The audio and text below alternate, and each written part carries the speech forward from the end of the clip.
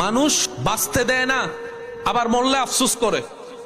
জীবিত থাকতে প্রশংসা উৎসাহ কেউ দেয় না, মারা যাওয়ার পরে সবাই লাইন ধরে শুধু প্রশংসাই করে। বুঝতে পারছি আমি কথা? সেজন্য দুনিয়াতে যতদিন বাঁচবেন মাথায় রাখবেন, আপনি ছাড়া আপন আর কেউ নেই দুনিয়াতে। যদি আপন খুঁজতে চান, আপনি পাবেন একমাত্র নবী রাহমাতুল লিল আলামিন আর আপনার রব্বুল আলামিন। দুনিয়া আখেরাতে কাছের আপন প্রিয় বললেই এছাড়া আর কেউ নাই দুনিয়াতে। সব স্বার্থের খেলা, সময়ের চাহিদা, প্রয়োজন মাত্র। প্রিয়জন আর প্রয়োজনের মধ্যে আসমান জমিন পার্থক্য। প্রিয়জন আর প্রিয়জনের সংখ্যা তো অনেক কম। সে প্রিয়জন ওই যখন আজরাইল সামনে চলে আসবে, প্রিয়জন আর প্রিয়জন থাকবে না।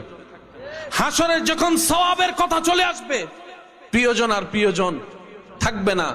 কারণ মানুষ সবাই দিন শেষে নিজেরটাই ভালো বোঝার চেষ্টা করে, অন্যের মুখে হাসি কেড়ে নিয়ে হলো নিজে হাসার চেষ্টা করে।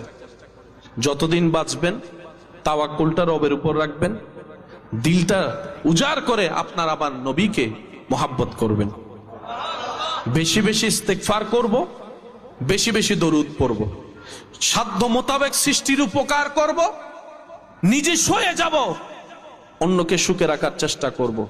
দেখবেন আল্লাহ তাআলা আপনার জীবনকে এমন ভাবে সাজাই দিবে যেটা আপনি কল্পনা করেও পৌঁছাইতে পারবেন না। বলেন সুবহানাল্লাহ।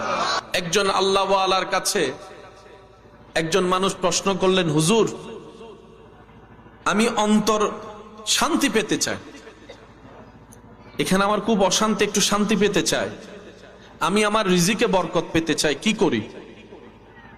হুজুর উত্তরে বললেন, তুমি বেশি বেশি ইস্তেগফার করো আর তোমার সর্বশ্রেষ্ঠ দুশমনের জন্য হেদায়েতের দোয়া করো।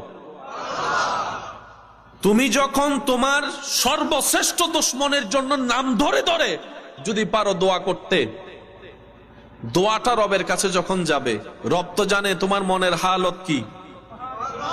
রব তো জানে কেন তুমি তাকে দুশমন মনে করো, কেন তাকে শত্রু মনে করো, কেন তাকে ঘৃণা করো, দেখতে পারো না, সে কারণটাও তো রব জানে। যখন রব দেখবে আমার বান্দা প্রতিশোধ না নিয়ে তার কল্যাণে দোয়া করছে, ক্ষমা করা রবের শান, ওই গুণ যখন আল্লাহ কোন বান্দার ভিতর দেখে যে বান্দাও ক্ষমা করে দিচ্ছে প্রতিশোধ না নিয়ে, আল্লাহ তখন ওই বান্দা যে ক্ষমা করতে চায় তার সারা জীবনের গুনাহ মাফ করে জাহান্নামী থেকে জান্নাতি বানাই দেয়। সেজন্য আল্লাহ ওয়ালাদের চরিত্রের